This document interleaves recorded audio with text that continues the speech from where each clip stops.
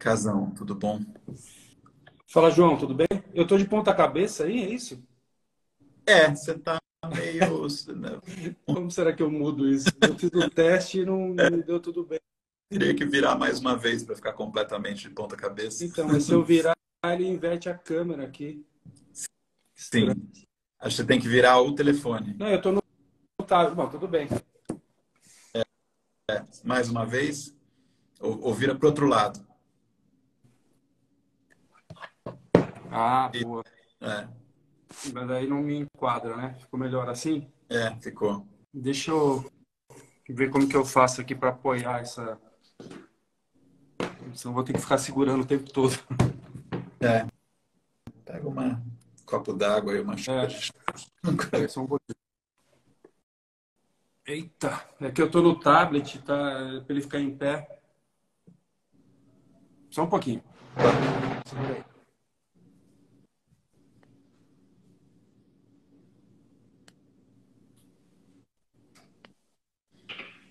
Vamos fazer os ajustes aqui.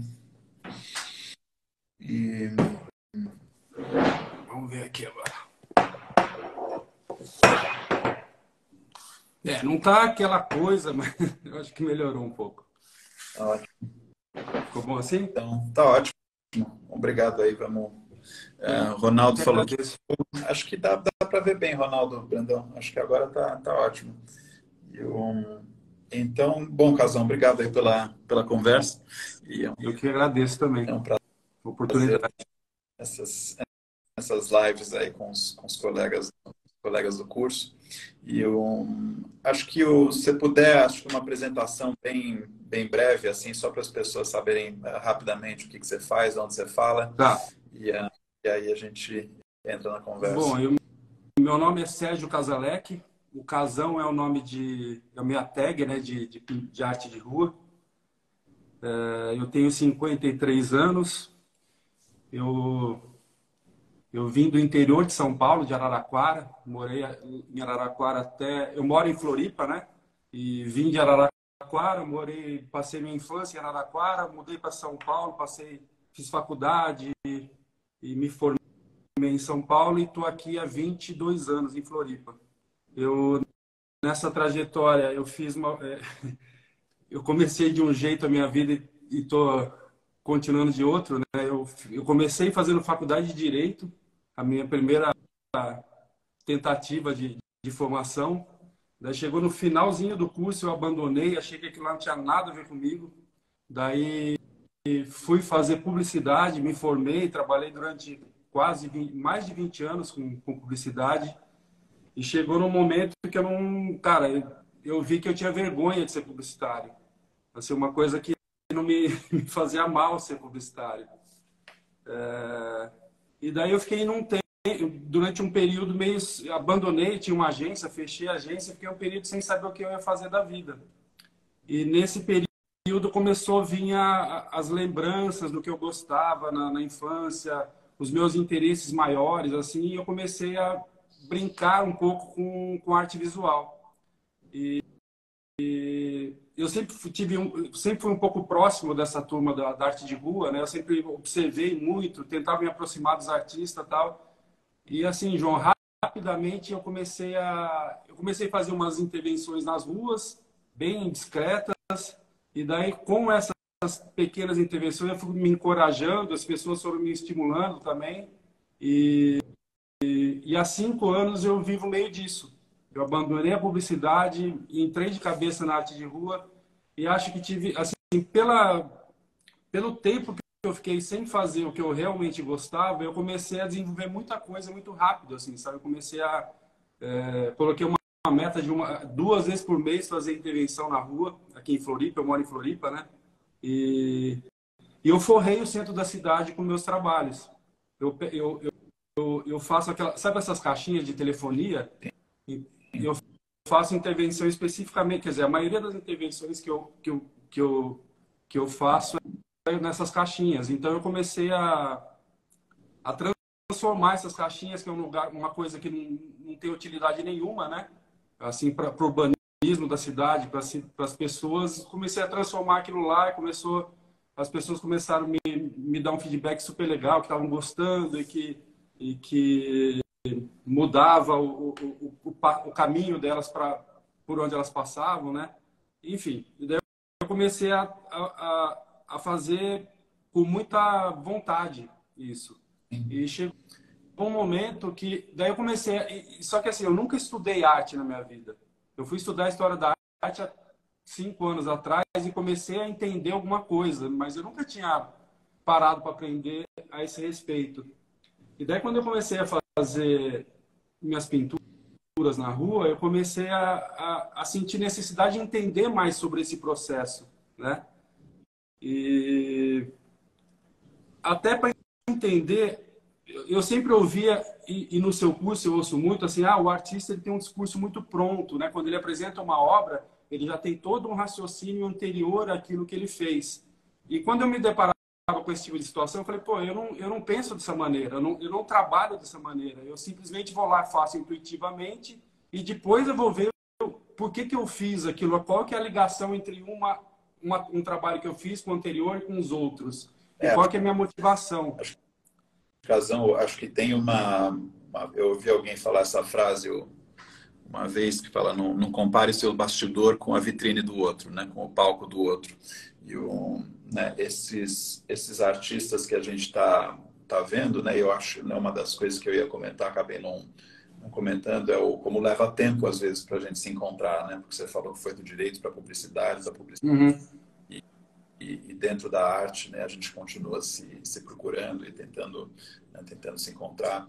E muitos desses artistas passaram por uma longa, né, quando um deles, né, pensando agora assim que me ocorreu, foi esse Ibrahim Mahama, não sei se você já fez a aula dele, esse artista de onde é que ele tá? Acho que ele está em Gana. E é uma coisa que você chega e você está vendo, né? Na aula você vai ver o trabalho dele que foi para Documenta, você vai ver o trabalho dele que foi para Veneza. Mas conversando com ele, ele fala, cara, eu estava me procurando, eu estava me pesquisando, não sei o quê, 2011 eu tive essa ideia e essa ideia. Então, né, não acha que, né, que às vezes nasce pronto, é o resultado de que o que a gente está vendo a coisa pronta, a gente está vendo o Sim, discurso. sim. Estava conversando com uma curadora no sábado, ela falou, olha, no começo eu associava essa produção a X, agora eu associo a Y. A Y faz muito mais sentido como fonte de pesquisa para esse artista, é uma coisa que vai amadurecendo assim, então não se penalize Não, eu não me penaliza. Às vezes eu acho que eu estou fazendo uma coisa muito referenciada nas minhas próprias, na minha própria referência, né? Do que eu vi, do que eu gosto, né? Mas ao mesmo tempo eu tenho um trabalho que tem uma certa, não é maturidade, mas ele tem uma consistência assim de formal, né? Sim. Uma coisa que até eu me surpreendi no começo, que eu comecei a fazer uma coisa muito numa linha muito definida. Assim, geralmente as pessoas começam fazendo muita coisa e vai se achando. Eu comecei a fazer uma coisa que era um cacuete que eu tinha, que era ficar rabiscando formas geométricas no caderno, e eu comecei a elaborar a partir daquilo. E a minha cultura, minha pequena cultura artística, eu sempre aprendi que eu não sabia desenhar, porque como o desenho a minha noção era a figuração como um desenho, então eu achava que o que eu fazia não valia, não servia para nada. Você viu a aula do Pepe Lemes, né? Vi, sim. Onde ele fala, né, desse saber desenhar e Aham, né, de acordo com a instituição, de acordo com a escola, e o quanto ele sentia inveja dos alunos que não tinham sido ainda doutrinados aham, pelo desenho acadêmico, né, que tinha essa aham. liberdade expressiva e tal. Então é uma das coisas que às vezes oprime a gente, né? A gente achar que o saber desenhar é você conseguir produzir algo exatamente como agora eu acho que também vale ser dito, né? Acho que se por um lado a gente não deve, né, tomar os processos e os artistas que a gente vê como prontos, eu acho que também é fato que não, né, muitas vezes a arte não é só intuição, não é só, né, Sim, tem, tem, aham, eu faço, né? Ontem eu até cheguei no, acho que acho que era o que? Acho que era sábado à noite, eu fui num sarau e não sei o quê, e tomamos várias cervejas, não sei o quê. E eu cheguei e falei assim, bom, agora eu vou chegar e eu vou ler um livro do Peter Sloterdijk, né, um filósofo alemão que está me interessando no momento. E aí a pessoa falou assim, mas como assim depois de sarau, depois de cerveja? Eu não posso ir dormir sem saber o que está ali. Eu fico. Porque né, eu tenho uma vontade muito grande de me antenar com o que está acontecendo. E porque se a gente não se antenar com o que está acontecendo, o que a gente está fazendo perde relevância. Né? Como você entrar numa conversa, você chegar num jantar e tem meia dúzia de pessoas jantando, se você não ouvir o que está sendo dito, você não consegue participar da conversa com relevância. Né? Você Sim. chegar, não, participar daquela conversa de uma forma intuitiva e dizer o que dá vontade. Talvez você até fale coisas legais, né? Mas se a gente não ouvir o que está sendo dito antes, a chance de fazer uma coisa relevante é muito baixa, né? Pode acontecer, mas é muito baixa. Sim. Então eu acho que é importante essa questão da intuição e de ir fazendo espontaneamente. Mas, e aí, por que você procurou o olhar contemporâneo e como é que está sendo? Fala um pouco sobre Então, isso. João, eu procurei exatamente pelo que eu estou falando, assim, de ampliar minha visão sobre sobre o assunto que eu me interesso, né? Então, assim, durante muito tempo eu via seus vídeos e ficava sempre meio que observando aquilo meio de longe, assim, porque eu já fiz um outro curso de arte que não foi tão legal, daí eu fiquei meio que me encorajando a ir para o seu. E, cara, tá sendo fantástico. Tá sendo assim, foi um dos melhores, eu comento com a minha mulher que é um dos melhores cursos que eu já fiz na vida. Olha, Em todos os sentidos, que é o que mais me mobiliza, assim. Até nas aulas, todo mundo, muita gente participa, eu não consigo participar porque eu fico pirando naquilo. Eu fico tanto tempo pensando sobre aquilo que eu não consigo de pronto assim falar alguma coisa, sabe? Eu passo a noite, todas as segundas-feiras eu não durmo à noite, porque eu fico com aquilo pensando, e daí não acordo no outro dia já com alguns encaminhamentos assim, algumas coisas mais claras, né? Mas cara, tá sendo fantástico. Eu acho que a participação dos demais, né, acrescenta muito. Eu acho que é uma coisa muito legal. E o teu método eu acho muito interessante, porque no começo eu senti um pouco de falta de te ouvir, mas depois eu vi que, cara, isso é uma maneira. A gente ficar só ouvindo é uma coisa meio passiva, né? Daí você se acostuma a pegar aquela coisa meio mastigada já e não pensa tanto, né? Não elabora tanto sobre o que está sendo dito pelo conjunto de pessoas e que traz uma diversidade de opiniões sobre uns assuntos que, se você olhar de uma única forma, aquilo lá basta, né? Tem vários pontos de vista sobre as questões que um só já poderia ser um ponto de vista válido, mas daí ele se invalida quando aparece outro também, então, quer dizer, não invalida, mas complementa, né? Quando aparece outro tão forte quanto, ou tão incisivo tanto quanto. é, Eu acho muito legal. eu vim muito de fazer palestras assim, né? Então, no começo eu também estranhava um pouco assim esse método que eu fui desenvolvendo, né? E mas depois eu fui, inclusive, né, é algo muito legal, assim, uma satisfação. Tem muitos profissionais de educação que fazem o curso e trocando com eles, né, especialmente nas últimas semanas, né, as pessoas têm me orientado, assim, eles falam, olha, tem algo a ser dito para alguém que não julga, né, que fica, né, moderando, facilitando, sem julgamento, assim, ouvindo os vários pontos de vista, porque em geral a gente, né, vê com julgamento, com posicionamento e facilitando, né, para que todo mundo possa falar. Então eu fico disponível aí nesses horários assim ao meio-dia para, né, para a Uhum. gente eventualmente falar coisas que não dê para falar na aula, porque a aula eu gostaria que fosse essa vivência, né? Essa Uhum. vivência. Então a gente tem um conteúdo contemporâneo numa vivência moderna. Sim. Não, mas nesse ponto eu acho que é muito interessante que a forma como ela é desenvolvida ela envolve muitas pessoas, né? E faz pensar o que eu acho que é mais legal. Ô, João, tem uma pergunta para te fazer, que não é uma pergunta, mas eu gostaria que se você puder falar a respeito. Tá? Quando eu comecei a me envolver com fazer artístico, aconteceu uma coisa muito interessante que me impulsionou bastante. Eu fui numa exposição do Júlio Leparc, que rolou uns 7, 8 anos no Tomiotaki. E, cara, eu não conhecia. E ali me deu toda a certeza do mundo que eu deveria ser artista. Porque as coisas que eu vi lá era mais ou menos o que eu fazia já. Assim, com muito mais habilidade, no caso dele, muito mais profundidade.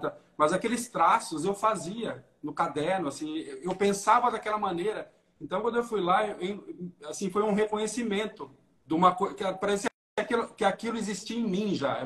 Foi uma coisa meio mágica, assim, a sensação que tudo que eu via parece que existia de alguma maneira dentro de mim, sem que eu tivesse visto aquilo.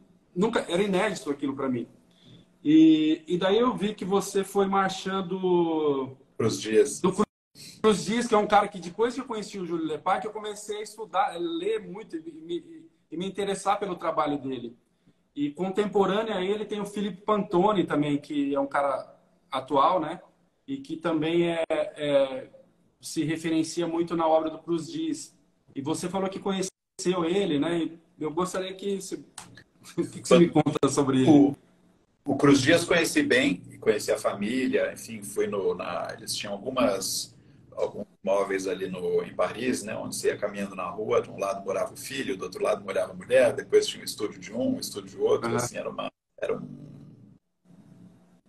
um oásis, assim, e uma família muito carinhosa, muito talentosa, muito unida, assim, algo.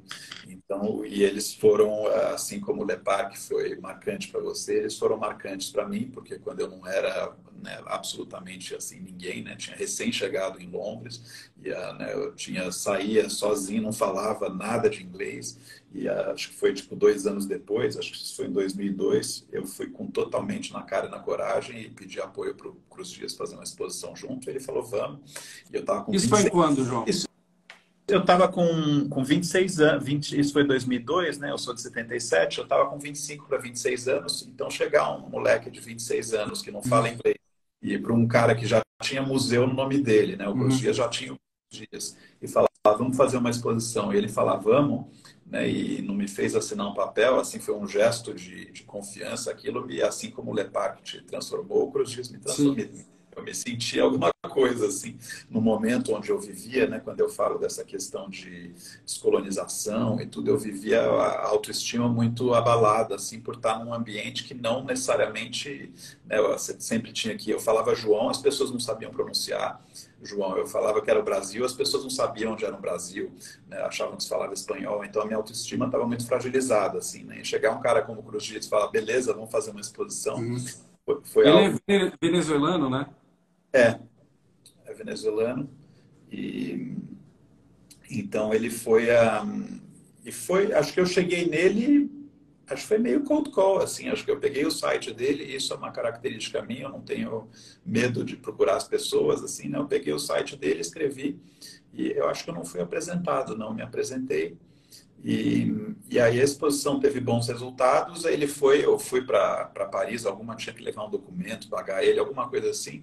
Ele falou, João, está tendo uma abertura hoje à noite de um artista que é muito apreciado pela comunidade artística em Paris, vamos juntos. Eu fui com ele, ele me deu o braço, foi me apresentando para toda a comunidade artística como Que marchand-de-livre. legal. Aquilo me colocou em outro nível, assim. Aí Uhum. eu Soto, conheci Segui, conhecia Armando Morales, Você conheceu estava com o Soto também? conheci o Soto. Fui na casa do Soto e era assim, é um luxo assim de refinamento assim, né? Casa, ateliê, né? Achei um térreo.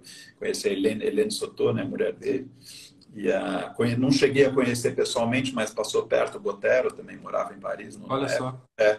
Então tinha uma comunidade muito boa de artistas latino-americanos em Paris e essa transferência de credibilidade assim que o Cruz Dias tinha me passado foi fundamental. Mas não sei se era isso. O que você queria que eu Não, comentasse? mas era isso. Eu queria que você contasse a sua experiência com ele, porque Ah, sim, sim. é um ídolo para mim. Esses caras são os caras que eu mais olho. Quer Eu dizer, conheci o Leparc também, Mas o Lepac eu conheci socialmente, assim. Eu estava numa festa em Miami, da Art Nexus, e ele estava lá, a gente tomou um vinho, conversou um pouquinho, assim, mas não, com o Cruz Dias eu realmente trabalhei com ele, achei a generosidade dele, porque tem algum... O Soto já é mais diferente, né? Mas o Soto, acho que ele não teria dito sim para trabalhar. Daquela maneira, né? Ele já era mais, tipo... O Cruz Dias podia ter sido isso também, mas era uma coisa de personalidade, ele gostava Mas a de... impressão que ele passa nas entrevistas que eu vejo dele, até um livro que eu já li, é que ele é um cara bem generoso mesmo. A maneira como ele explica o trabalho dele, a obra dele, é uma coisa muito generosa. Muito, Ele não tem muita muito... salto alto, não, pelo que parece. O, o, o Júlio Lepac também me parece ser um cara bem generoso, assim, bem de boa, né? Aliás, um sonho que eu tenho é conhecer o Júlio Lepac. Ainda eu preciso agilizar isso logo, porque né, ele está bem velhinho, né? Tá, E tá. produz ainda bastante. E o Cruz Dias foi aí eu fui a relação dele com a mulher, assim, muito. Quando a mulher dele faleceu, eu achei que ele ia falecer tipo um mês em si, porque eles eram muito, era uma unidade muito forte eles, né? E com a família também, os filhos. Mas ele né, durou muito tempo. Teve no Brasil, acho que há uns anos atrás, aí numa exposição que a Raquel Arnaud dele fez, e a Raquel Arnaud fez dele. E com a família. Então, uma família, um da família tocava o site, o outro era uma família toda envolvida. Assim, tudo envolvida com o trabalho dele, né? Então, todos muito, muito queridos, muito humildes, muito... Acho que tem uma coisa de algumas pessoas que acho que eu aprendi muito isso né, na vida, assim, né? Tem gente que se acha, assim, por estar nas artes e tudo, se coloca... E tem gente que trabalha nas artes como se fosse um outro trabalho, e acho que acabou com essa época de achar, né? Ah, estou nas artes, eu estou assim. O Cruz Dias, ele estava nas artes, mas ele é um cara que, você conversando com ele, podia ser qualquer outro profissional. Assim, um trabalho como outro qualquer, né? Não tinha essa coisa de, né, tem o toque de Midas, né, eu acho que esse é o tipo de artista que eu gosto, que eu me sinto mais próximo né, cara acho que tranquilo. sempre quando eu me achei assim especial por trabalhar nas artes, eu me dei mal, e quando eu achei que era uma atividade como outra qualquer, que era uma questão só né, de seguir tudo, eu me dei bem, assim, então tinha, acho que no começo ali de carreira, tudo, às vezes tem alguns momentos meio de juventude, assim, de achar que é algo especial. Aí depois eu fui observando isso e muitas vezes você encontra pessoas na Inglaterra. Aí eu conheci o Armando Moraes, né? O Armando Moraes, depois você pesquisa. O Armando Moraes é logo depois na época logo depois ele é o mais caro da América Latina. Depois tem Beatriz Milhazes, Adriana Varejão, tem toda uma turma aí, e tem aquele jovem colombiano que vale milhões também, o Oscar Murillo, né? Hoje você tem um monte desses, mas na época, assim, e hoje a arte contemporânea chegou com tudo ali, né? Ao longo da década entre 2000 e 2010, mas na época, tipo 99, 2000, 2001, você tá em Paris e encontrar um cara que nem o Armando Moraes, e o Armando Moraes eu aprendi muito com ele, assim, porque era um cara muito simples no sentido de cabeça e de rotina, e né, ele é um cara assim, né? E é interessante que tem coisas que eu fiz essa pergunta uma vez, né, para uma colaboradora minha que tinha conhecido Paulo Freire pessoalmente, né? E para Paulo Freire eu falei: Sônia, o que você aprendeu com Paulo Freire em pessoa que você não teria aprendido nos livros?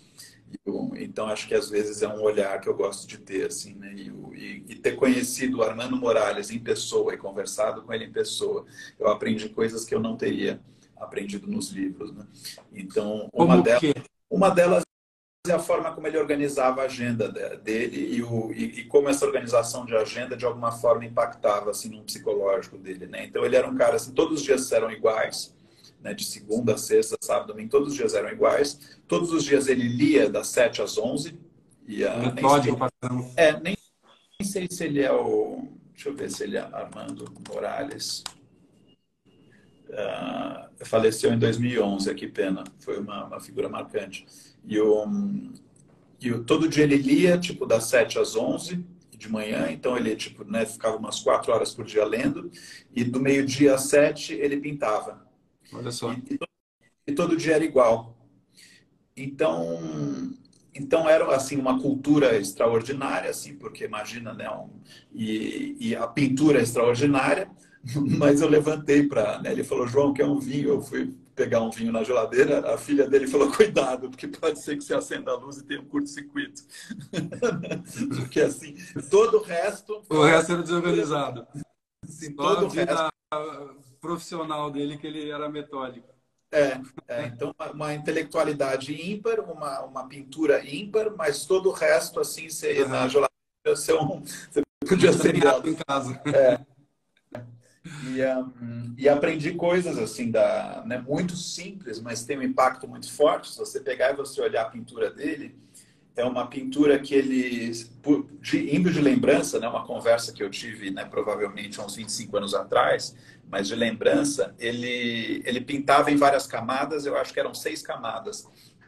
E entre a quinta e a sexta, ele vinha com barbeador para tirar, com a gilete de barbear, para tirar os excessos, porque ele dava as pinceladas e Ah, para deixar ela mais lisinha.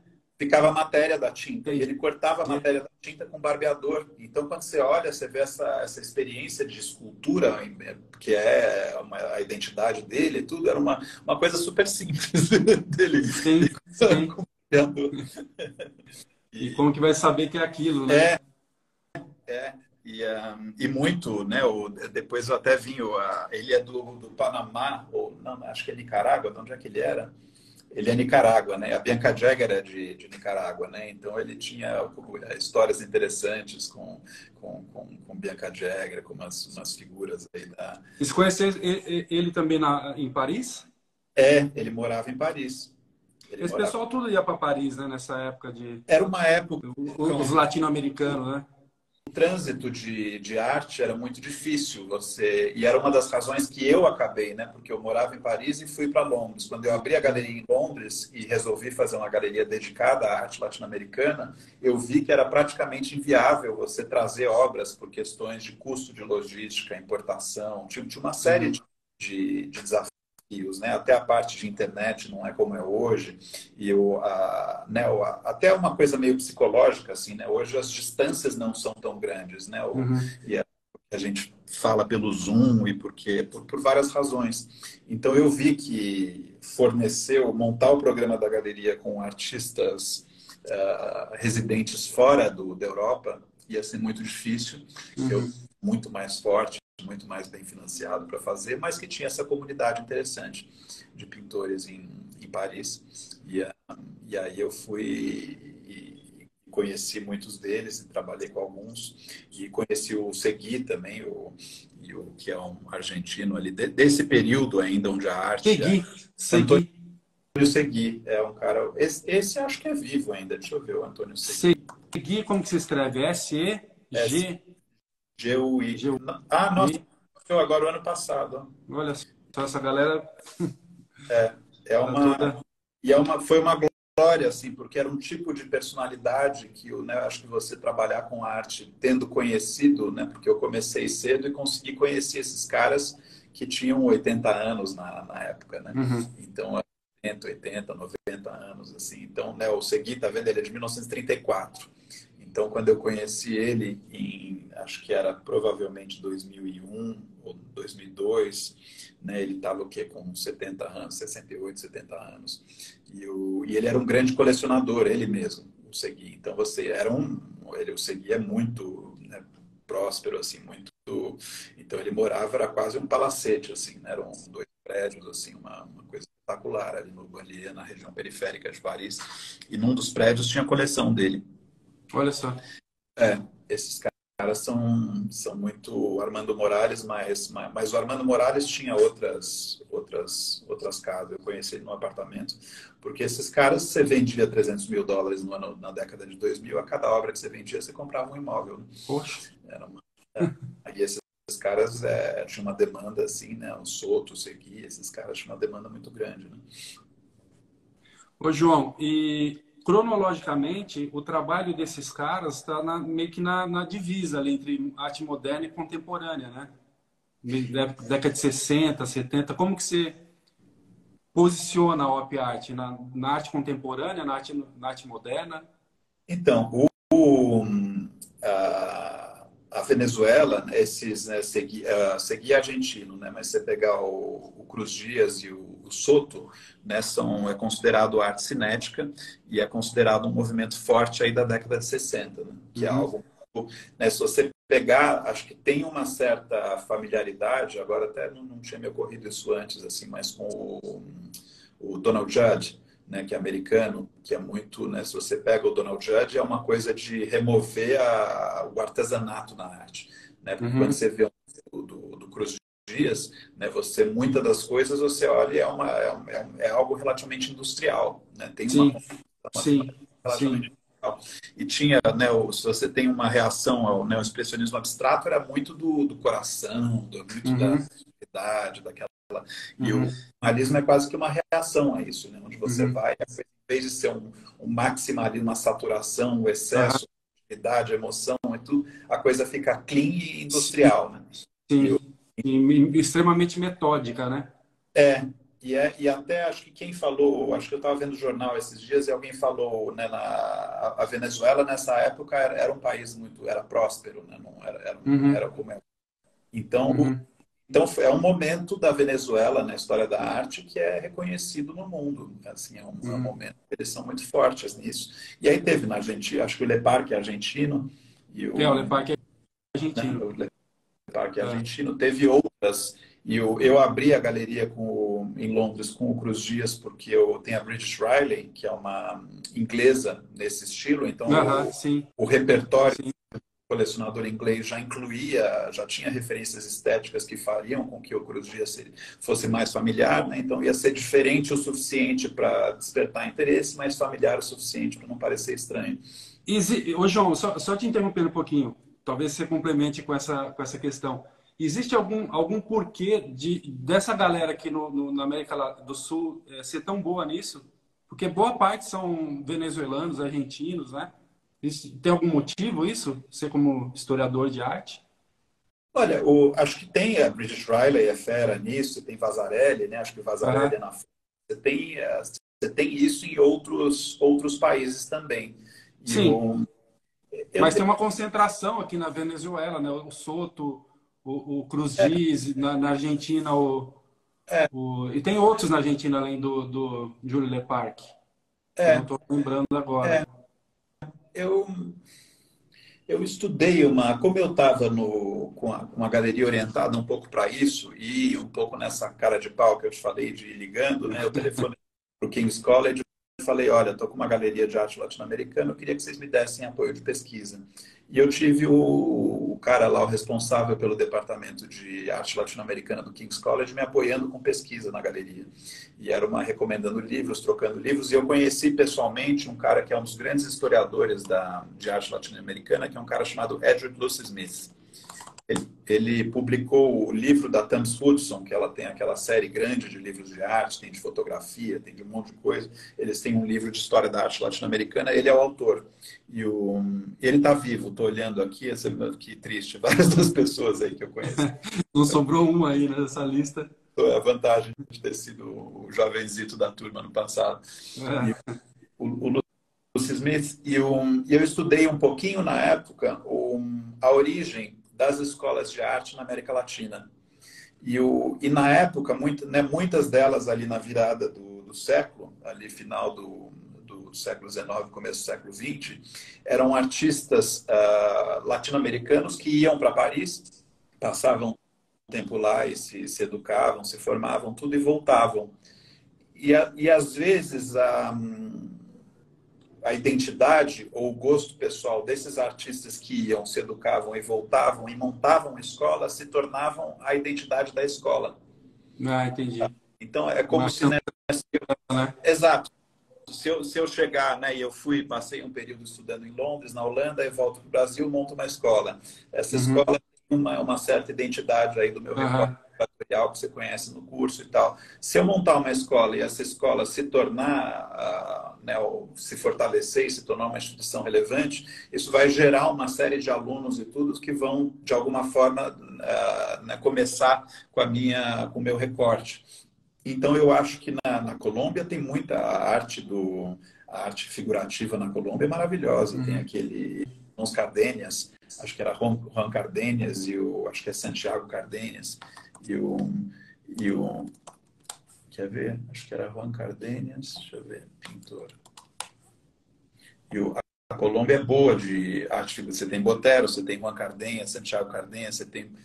Na Venezuela, eu acredito que por uma questão de talvez de industrialização combinada com talvez algo histórico dos responsáveis ali pela formação, eu não sei se eu consigo ir além disso assim no comentário ali para você, Não, porque no já falou bastante coisa interessante, João. Agora, uma curiosidade. Recentemente, eu te vi numa exposição do Soto, em São Paulo. sim, sim, Né? na Dan, né? Isso. E a curiosidade é o seguinte: foi a primeira vez que eu te ouço falar, ah, isso aqui é lindo. Você viu uma obra do Soto, ah, isso aqui é lindo. Eu não, assim, eu acho que a gente está na 7ª aula e você apresentou 7 artistas. Até então, você não tinha usado essa expressão, é lindo. E daí tem aquela beleza estética, né? E tem Sim, outros tipos de beleza que eu, inclusive, estou aprendendo muito a respeito agora, né? E sim. além do estético, e está me abrindo muito a cabeça a esse respeito. O que você diferencia esse lindo do Soto de um outro lindo que não seja tão estético assim? Não é o lindo aos olhos, né? Que você bateu o olho e falou, nossa, isso aqui é uma coisa muito bonita. Como que você enxerga esse tipo de coisa? Acho que acho que às vezes quando eu estou na aula, eu estou falando de um artista onde eu já falei algumas vezes, onde eu já pesquisei bastante e talvez eu esteja mais munido de Sim, vocabulário. Eu não sei se, né, às vezes eu falo, isso é lindo sem compromisso, mas às vezes eu me pergunto até onde isso soma, como, né, se alguém que você trabalha com isso, você falar isso é lindo, né, é algo tão genérico, tão... pois é. Então, eu não Pois sei é. mas se eu estou se eu estou numa exposição, passando rápido para ir para outra e fazendo um vídeo, assim, eu fale, agora, isso né, um uso ali mais coloquial, assim, do vocabulário. E agora, tem um lindo que é mais, né, o Soto, ele enche os olhos, né, uma coisa Sim. que ele provoca o olhar, você caminha, você Ele vai te acompanhando, né? crocante, né, É. salpicante, assim, o olhar, porque você Aham. vai... Ele Então, movimenta, né? Aquela coisa são que cores. vibra, né? Enquanto você passa por perto, ele vai vibrando, Tem né? uma outra coisa que eu aprendi com o Soto, que você me perguntou, que é uma coisa que foi uma questão de maturidade artística, assim, né? Isso eu saí do ateliê dele pensando, assim, né? Tem artistas né, que, sei lá, às vezes vão fazer 20 obras para você ter uma obra que você fala, essa é uma Uhum. obra bacana, né? E o Soto eu tenho a impressão que, sei lá, 99, 100%, 98% do que ele Não faz perde uma. pode ser uma questão da idade, pode ser uma Aham. questão de talento mesmo, mas você não vê até na música, né? Às vezes a gente ouve, né? Prince raramente ele erra, né? Você ouve Aham. quase Aham. tem algumas coisas, você ouve outras bandas, alguma coisa, você fala, bom, isso aqui, né? Talvez Dessa e vez não foi tão legal.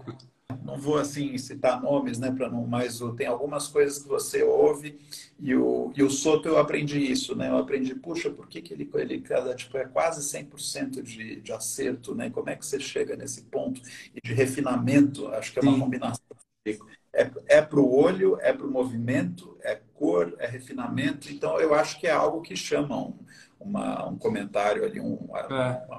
É porque tem muita coisa ali, né? sim, Tem muita coisa. Realmente, tem um refinamento, um acabamento, né, das coisas que ele faz que é incrível. é, Parece que tem 30 pessoas para ajudar ele a fazer aquilo lá, né? Porque é é uma coisa muito, muito bem acabada, é incrível. o Cruz Dias tinha uma equipe, assim, tanto de funcionários quanto de família. O Soto, quando eu fui lá, ele estava sozinho, assim. Ah, E é? o Cruz Dias tinha o ateliê dele em Paris e ele tinha um ateliê na Venezuela, que depois ele mudou, se não me engano, para o Panamá, que é onde ele fazia a execução ali mais, né, coisas grandes e tudo. Hoje a Então, família dele toca mais no Panamá as coisas, né? acho que Eles estão sim. mais, os netos, filhos e tal estão no Panamá. É, Na Colômbia também. Acho que a Colômbia. Venezuela, por questões políticas, né, não Tá, tá. quiser sair de lá. Isso faz tempo eu perdi um pouco assim o contato com eles e eu acabei me orientando assim mais para o, né, assim como você falou que você foi do direito para publicidade e depois para a arte de rua, eu fui um pouco, né, eu estava muito no moderno, depois eu fui um pouco mais passei um tempo pela arte de rua, depois fui para o contemporâneo, dentro do contemporâneo eu fui encontrando o meu recorte que me interessava, acho que a gente vai se encontrando. Eu até tenho uma consultora, uma que foi aluna aí do Olhar Contemporâneo, e que se tornou uma amiga, é uma fera de consultoria. Uma vez ela falou, João, você tem que fazer um mapeamento das perguntas que você se fazia nessas diferentes etapas, porque a medida e isso eu fui ali desde do começo, eu peguei e mapeei essas perguntas. Então, no começo eu me interessava muito, né, pela arte barroca, pela arte europeia, pela arte renascentista e tudo. Aí você vai desmistificando até certo ponto, né? Eu tenho amigos que te explicam, a gente fica meia hora na frente de uma obra da National Gallery, então não era a minha proposta chegar nesse ponto, mas ter um mapeamento razoável para poder situar aquilo na minha própria evolução. E, então, agora, voltando, acho que esses caras são referências incríveis, mas são caras que né, fizeram coisas ali importantes ali na década de 60, né, naquele período, e por isso, né, acho que é interessante quando você pegar acho que as obras né, vamos ver aqui, Cruz Dias, First Exhibition, vamos ver quando é que ele começou. Né? Ele é um cara que começou,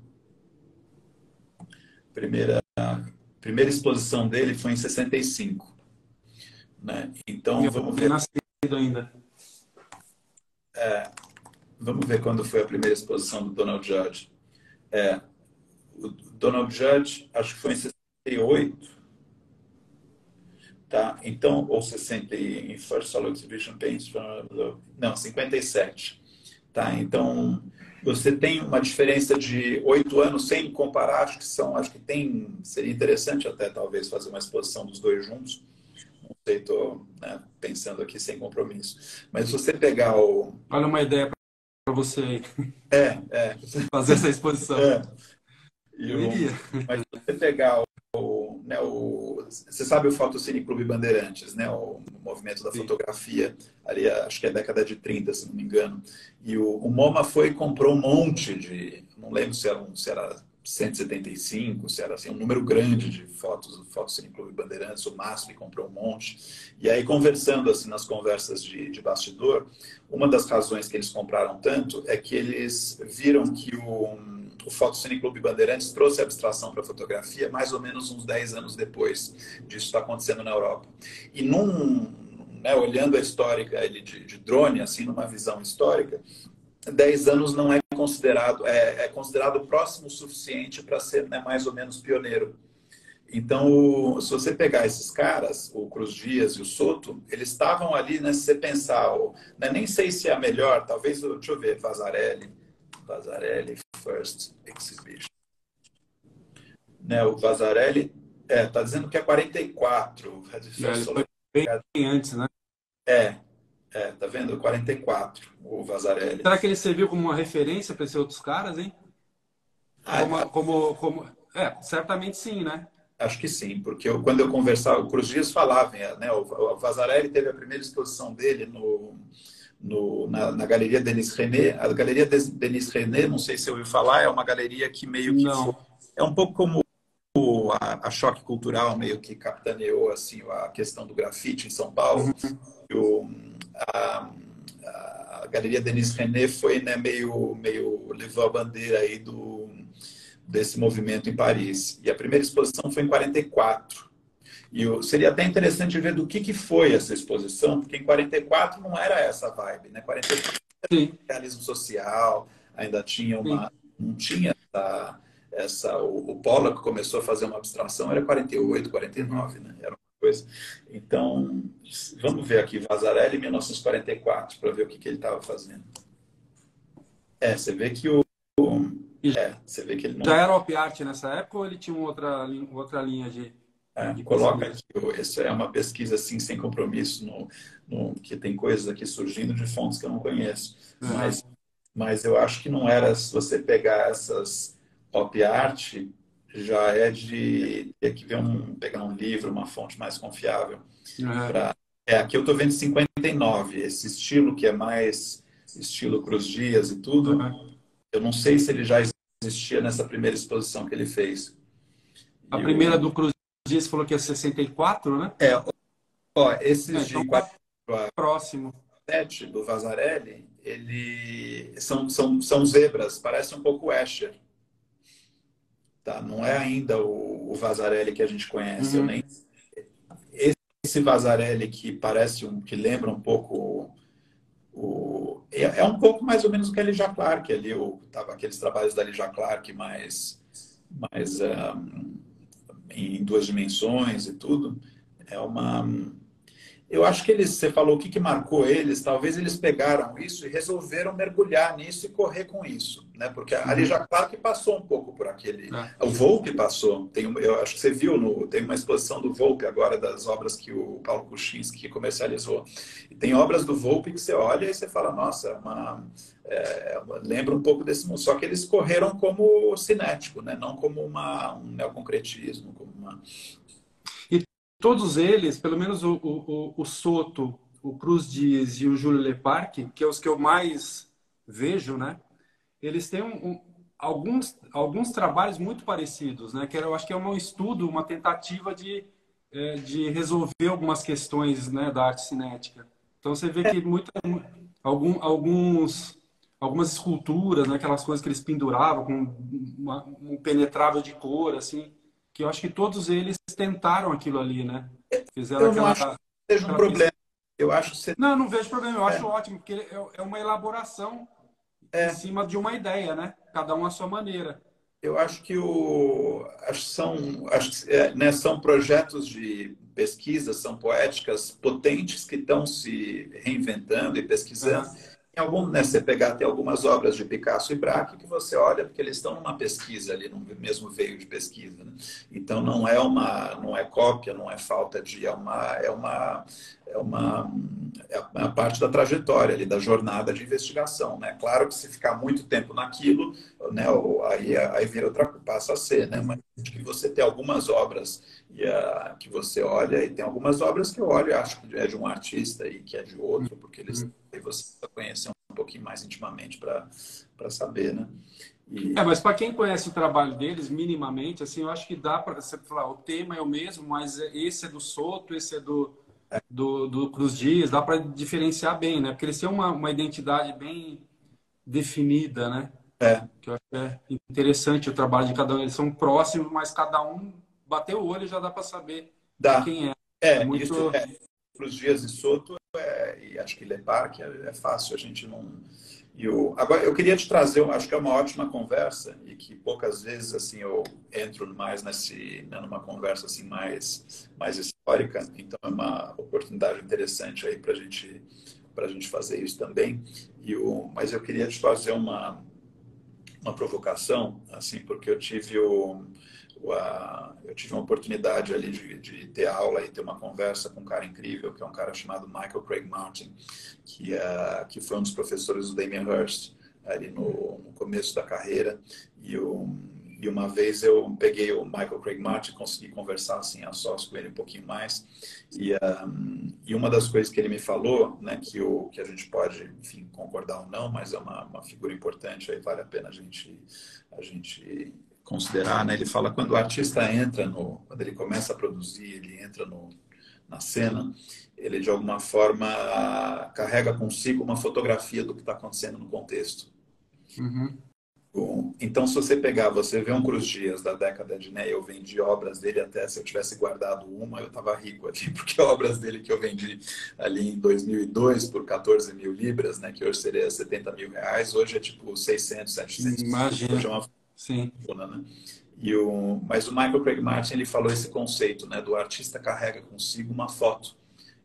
Então, o Cruz Dias que você vê na década de 2000 é um Cruz Dias que é uma evolução linear, né? Não é como o Valdemar Cordeiro, que virou outra coisa. Assim. O Valdemar Cordeiro é uma Uhum. o que é muito interessante também. Eu adoro o Valdemar Cordeiro. Mas você vê que é o mesmo cara, assim, que o... É um aprimoramento do que ele já vinha fazendo, né? É, é. Ele vai E, naquela mesma linha, né? e isso, quem está olhando e acompanhando essa jornada dele, é uma jornada interessante de se acompanhar. E o Michael Craig Martin fala, né, isso, né? Então você pega, ele carrega uma foto do mundo onde ele estava vendo Denis René, Vazarelli, industrialização Uhum. na Venezuela, essa relação da identidade latino-americana, que hoje é um pouco mais leve, a gente fala muito sobre identidade, mas na época era muito, a gente queria ter nossa identidade aprovada pelo centro, né? Porque o que não era aprovado, hoje a gente não está tão preocupado, e acho que a periferia está muito avançada nisso, né? A gente vai, eles são muito livres, né? Uhum. Acho que aqui Uhum. quer ser aprovado. Mas a minha provocação é que tem um cara que é um dos meus críticos alemães favoritos, eu fiz uma live sobre ele, que não sei como é, Jorg, né? Jorg, é Jorg Heiser, que é um crítico alemão, e eu fiz, acho que chama-se A Pintura Morreu, essa live. Mas não é sobre pintura, mas eu acho que é uma reflexão para você trazer. Uhum. E aí esse crítico ele fala assim, por que ele diz que a pintura morreu ali, né, não é que ele diz que ele morreu, né? Ele apresenta alguns caminhos. Ele fala, se a pintura tiver, de alguma forma, e ele usa o Sigmar Polk como exemplo desse pensamento, né? Então, você olha o Sigmar Polk, você vê que ele está, de alguma forma, recapitulando, revisitando muitas coisas que aconteceram no passado. Ele fala, se você tem que revisitar alguma coisa que aconteceu no passado, é porque ela está morta. Uhum. Então, só para, né, trazer um contraponto, assim, eu tive acho que tanto na família, né, o meu avô, eu encontrava com ele um dia, ele me dava um livro sobre a história do povo judaico. No dia seguinte, eu encontrava com ele me dava uma história sobre o fortalecimento do nazismo. Então, ele sempre me dava as duas, né, na Misturar as coisas, né? na faculdade eles faziam isso comigo também, sempre davam para a gente, né, ir se encontrando dentro das diferentes potências aí de argumentação. Né? Então acho que essa boa parte da nossa conversa a gente falou um pouco sobre essa força aí do seguir solto dessa movimentação. Mais esse crítico alemão ele vem é um livro deixa eu ver aqui de quando é que é esse livro. All of a Sudden. Recomendo para quem está Things That Matter. É um livro ótimo, acho que só tem em inglês.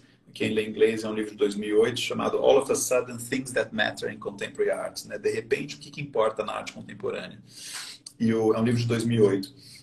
E ele fala esse pensamento ele cita várias... Esse é um dos poucos críticos que não estão preocupados em falar mal, né? Porque hoje em dia você não pode mais ser crítico, se você fala mal, você é cancelado. Né? Uhum. Você não pode mais. Então, é uma coisa delicada, inclusive, da nossa geração. Né? O que você faz com uma geração onde os críticos só podem falar bem? Né? Mas é outro assunto.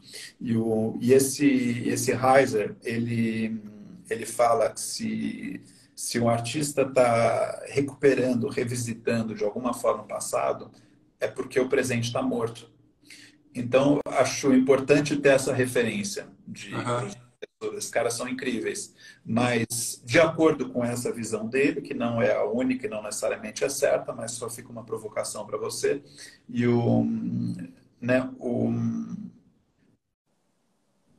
como é que você, né, mantém algo vivo usando Uhum. referências do passado, né, que é uma das Uhum. perguntas que eu fazia. Agora eu não tenho mais mentorado assim artistas, mas fiz bastante isso por alguns anos. Né, eu fazia a provocação, eu falava, quem são os caras da sua geração? Aí você falou no começo, você falou que é 52 anos? É, três. 53. Então, você pegar assim, quem são os caras de 53 anos e entre 45 e 55, entre 50 e 60, mais ou menos, que te inspiram? Porque o Soto e o Cruz Dias, eles foram quem Sim, eles estavam se sim. dando na geração. Era outro É, contexto. porque agora, né, eu encontro as pessoas e às vezes, né, os artistas bons ali, profissionais que estão fazendo a diferença, não vêm com esse tipo de argumentação. Mas você Sim. pega alguns autores que estão tentando se colocar, você fala quem te inspira, e a pessoa fala Kandinsky. quem te inspira? Né, o futurismo. Quem te inspira?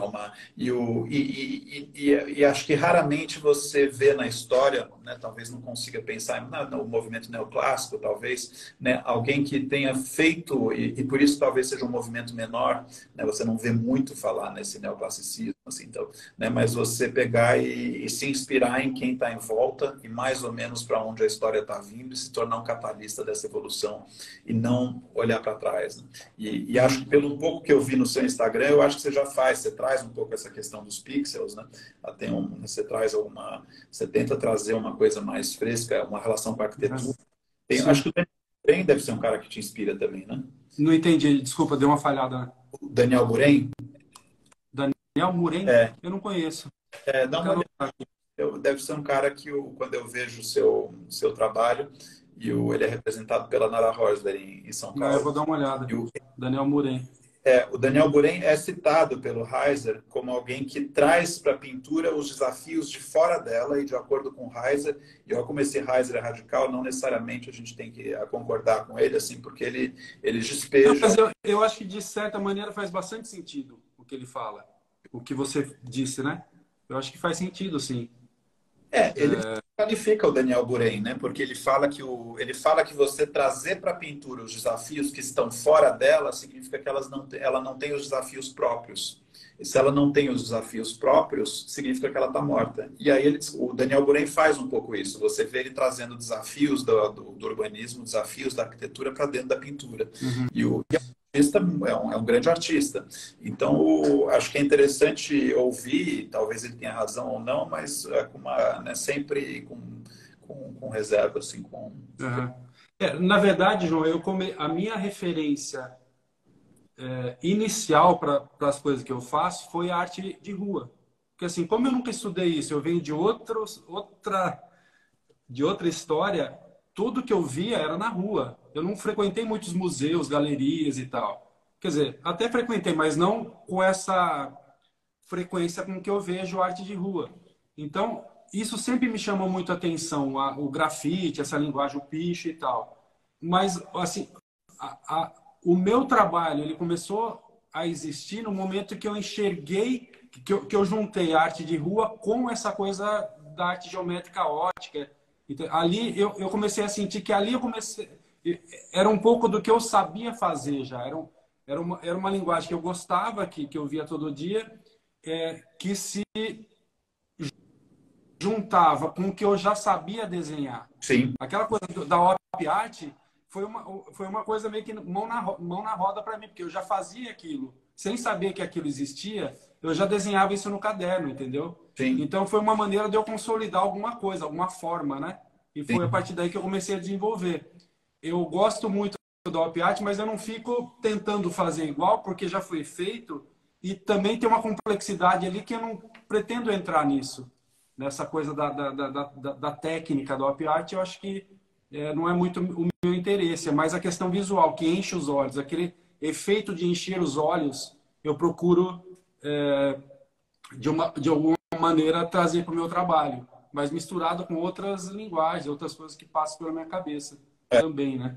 É. Acho que é um caminho legal. A arte de rua, de alguma forma, eu já falei isso em outras lives, de alguma forma também foi Ó, o uma Ronaldo Gentil aí, acabou de entrar. grande Ronaldo. Outro dia eu bati uma. Você fez uma live com ele, eu bati um papo com ele depois. Gente boníssima. Grande Ronaldo. Sou fã do Ronaldo. Grande. Estamos sempre em contato. Acho que eu falei isso algumas vezes. A arte de rua também, né, quando eu estava único, aliás, né, a parte do nosso começo da nossa conversa, né, quando você vem de Soto e, né, eu não sabia entrar no contemporâneo. E a arte de rua me ajudou, né? Porque eu fui né, quando eu olhei a arte de rua, e foi um pouco via choque cultural, né? Uhum. O meu pai me mandou, acho que uma newsletter da Choque Cultural, quando eu ainda estava muito, né? Eu falei, nossa, tá aí um contemporâneo que me deu Sim, esperança. Mas sim. chegou num certo momento onde você tem muitos artistas trabalhando na rua que tem um nível de complexidade interessante. Mas você tem muita coisa na rua que É, acontece que é relativamente raso. Então, na minha sim. cabeça, eu continuava querendo estudar, pensar, situar, referenciar tudo, e aí chegou uma hora eu não tinha mais para onde ir. É muito repetitivo, né? Os temas são repetitivos. E Realmente, tem alguns que fazem trabalhos incríveis e boa parte meio que refaz, né? O que e se está você feito. tem muita coisa boa, mas tem boa parte. Aí eu comecei a estudar o situacionismo. Aí do situacionismo eu fui estudar o fluxos. Aí do fluxo eu vi estética de relacionamento. Aí eu vi site específica. Aí eu peguei o fio e fui puxando e fui entrando no contemporâneo. Então acho que acho que é bacana ali, né, como você falou, como a Ana colocou, tem muita imitação. Eu acho que só do fato deles é uma cena completamente diferente. Assim, é uma cena que, né, por um lado, tem muita imitação e às vezes não atende a minha inquietação, e por outro, é um passaporte aí para muito, assim como foi para mim, é um passaporte para muita gente entrar nas artes. Na verdade, o imitação eu acho que é uma palavra um pouco, talvez um pouquinho exagerada. Eu acho que tem muita Tem aprendizado. muito, Tem gente que está imitando para tentar, está começando a fazer, né? Então sim, ele copia o que ele sabe para aprender a técnica e tal e possivelmente evolui. Eu acho que não é só a imitação. Eu acho que é sim. um pouco porque assim, a arte de rua tem muita gente começando, viu o outro fazer e vai tentar copiar para fazer, para aprender a fazer aquilo, né? É, E não é por querer imitar, eu pensamento acho que chinês. Né? é. Um cara da rua, que não é da rua, mas faz coisas na rua, não sei se é da rua ou não, é o Delon, né? O Delon Sim, tem um trabalho uma identidade muito clara, assim, é uma coisa meio muito... de cordel, parece até, não é isso? O Delon? É, o Delon tem uma É, trajetória muito digna, uma pesquisa muito sólida, ele explica muito, sim. assim, e é um cara da rua que tem alguns caras da rua ótimos, e realmente, mas tem muita coisa que não atendia, assim, então acho que você pega, vai indo de um para o outro, e aí vai, né, pesquisando tudo e vendo até eu acho que talvez um destino interessante pode para essa jornada aí pode ser até você chegar nos caras aí de, né, 45, 50, 55 anos que estejam fazendo coisas relevantes hoje, né, dentro da sua Meus amigos têm tudo 20, João. tem 20. Bom, então A arte de rua só tem molecada. Eu que sou o tiozão da. só tem molecada. É, Não, tem, tem os mais velhos também. Aqui a maioria é galera bem mais jovem, né? é, Então eu viro o tiozão da arte de é, rua. essa questão de, né, é uma coisa que me chocou, assim, quando eu fui né, chocou e, né, me impactou, assim, não sei se chocou, mas foi na Documenta de Castro de 2017, acho que tinham 3 pinturas. Porque essa questão hoje, né, de você fazer algo que é para o olho, e você pega o AVAF, né, ali eu fui acho que você talvez tenha visto no meu feed, o AVAF faz uma coisa que enche muito os olhos. É uma coisa que é, né, a cor, quando eu converso com o Elito, ele fala, olha, a relação entre cor e comunidades é algo muito impactante para mim. Né, algo muito... Então, e ele faz uma coisa muito... Relação de cor e comunidades. É, Que interessante isso. como é que a cor se torna a identidade de uma comunidade, Ah, tanto que ele está num dos meus cursos, ele é um dos artistas aí que aqui é Baruch Kassar falou que você não quer envelhecer. não, não. Não, eu aceito envelhecer na boa, mas eu adoro conviver eu convivo com pessoas da minha idade também, bastante. É que jovem é sempre legal, traz um frescor da vida, né? Te mantém jovem, né? E me atualiza bastante também. Sim. E Casão, alguma outra pergunta, algum outro comentário, Ô, João, eu passaria a tarde aqui contigo, cara, mas eu sei que o nosso tempo. E a gente vai se encontrar hoje à noite também, né? Então, cara, tenho só a agradecer, foi um ótimo papo, adorei. É um prazer, é um prazer. E o nosso curso, o curso que eu estou fazendo contigo, eu acho que é muito bom, transformador, assim, me faz pensar muito. Eu acho que eu vou sair desse curso bem melhor do que eu cheguei, com muito Eu fico mais conteúdo importante nas minhas buscas, né? Ele está ajudando bastante. e um repertório, né, do que está acontecendo, É, das que estão. é, Esse que a gente vai ver hoje, o Samson Young, né, esse artista que trabalha com som, é um, né? São os artistas aí que dos últimos 10 anos, que é, né, é uma das propostas do curso, né, de situar, né? Eu falo que é uma é um diálogo poético, estético, mas ainda assim é um diálogo, é uma troca. E se você sabe com quem você está dialogando, isso já te situa, né? Então, é uma das propostas do curso é te colocar aí com as grandes cabeças aí da arte contemporânea. Legal. E sabe que, motivado pelo teu curso, eu estou voltando quinta-feira para Inhotim. Eu já fui uma vez, né? Faz 8 anos e eu estou voltando agora para ver com outros olhos o que eu já tinha visto, né? Vai ser uma experiência interessante. Ah, que legal. Me manda aí as novidades. Faz tempo que eu não Ah, legal. que você vê de novidade. E bacana. Maravilha, João. Muito bom, cara. Tamo junto. Então, Tamo junto. obrigado aí pela conversa. Obrigado ao pessoal que Agradeço também. acompanhou até agora. Fiquem ligados, acho que a gente vai fazer um negócio especial aí na segunda, na quinta, perdão.